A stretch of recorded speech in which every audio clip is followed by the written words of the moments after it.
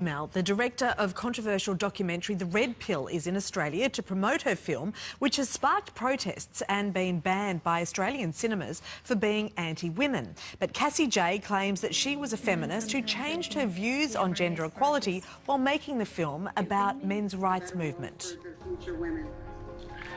We have a big hole in the area of compassion for boys and men. This is what men's rights look like. This is what men's rights look like. It's time for us to quit apologizing for being for men's rights. It's time for us to quit apologizing for being men. I think I agree with everything you said, but there's still some kind of unsettling doubt. The Red Pill is about looking at these issues in an honest way, even when it's uncomfortable.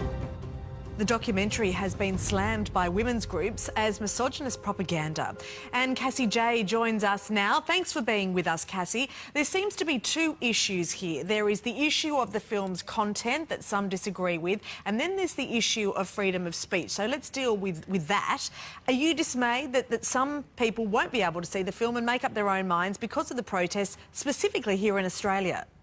Absolutely. I think people need to see the film in order to have an opinion about the film, and unfortunately in Australia we've had so many screenings pulled from theatres that it's preventing Australians from being able to see the film for themselves. Yeah, which, you know, as you say, sort of restricts the conversation that we're able to have around this. Now, on the content of the film, Cassie, I mean, I think it's really interesting and it's important probably to highlight some of the issues that men are facing in the modern world that they feel are, you know, really holding them back or getting them down. But can I ask you this?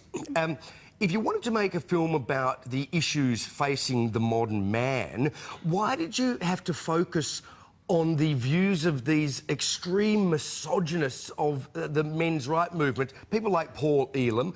Why do you highlight men's issues by promoting men who minimise women's issues?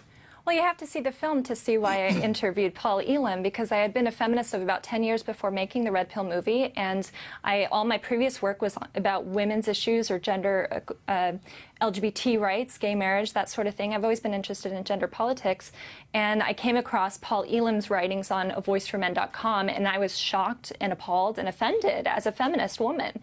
And so I decided to make a film about a voice for men and the men's rights movement and you know, the large scope of that, because no one had ever made a film about the men's rights movement before. And so I interviewed 44 different people for this film, feminists and men's rights activists.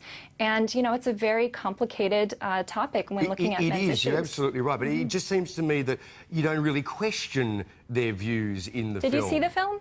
Well, we saw as much as we could because your publicist wouldn't send us the full thing. I sent you the screener link actually to the full film. But so we watched as much as we could, yeah. But you could also buy the film on Google Play, no, Vimeo, and we tried to do that and we couldn't. Be that as it may, you know, it just seems from what I have seen of the film, there's not a lot of questioning of some of their views. That's all. Yes, there is.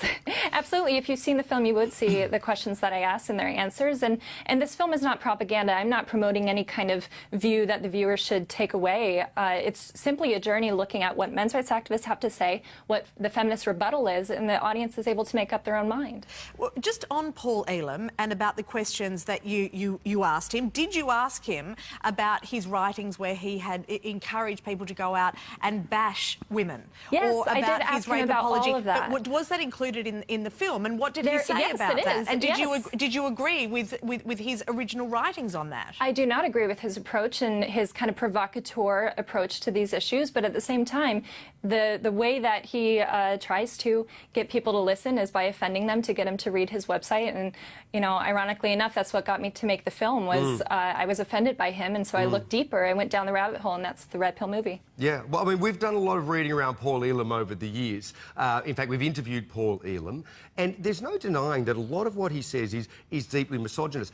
My concern, Cassie, is just is that in setting up these guys as the spokesman for the issues that men face, we promote an opposition between men and feminism that's counterproductive to the genders working together to solve everyone's problems. My film looks at what men's rights activists have to say, all the different voices and approaches to this conversation, and what feminists have to say, and it's just allowing the viewers to make up their own mind. I think we have to have this conversation about what is going on for men in family courts and male disposability and falling behind in education and paternity rights and all of these things. I totally agree that they are all conversations worth having. Why not have them with regular men, not guys who are in charge of the most misogynistic, anti-woman, anti-feminist organisations in the world? I interviewed Dr. Warren Farrell, who is very even-minded. I also interviewed Mark Angelucci, an attorney who works on behalf of men's issues.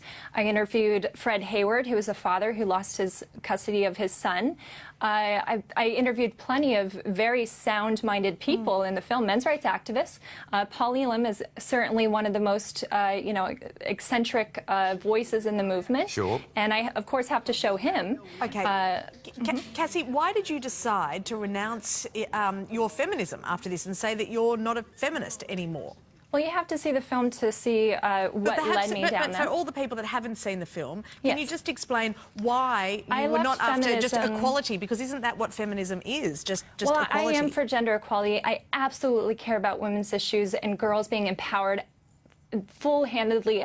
That is my innate passion in life, was looking into women's issues. That's why I spent 10 years making films about women's issues, and I still hold true to that. But feminism is an ideology that really wants to keep the blinders on, just looking at women and girls' issues and blaming men for women and girls' problems. And they don't look at male victims, and I think we need to look at male victims if we're talking about gender equality. Of course. Sure. I mean, I think you could be feminist and still, you know, look at men's problems. I mean, you're talking about a very, very small slice of feminism that's got blinders on. It's like saying all feminists are like, you know, it's like saying all women who are feminists are like the men's rights movements representing all men.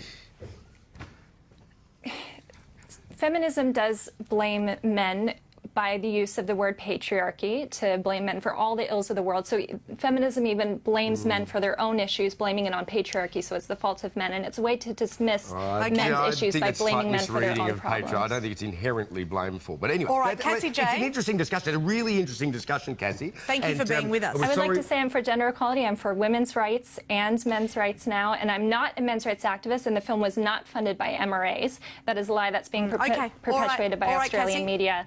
TheRedPillMovie.com. All right, terrific. Thank you. I mean, you know, well worth viewing.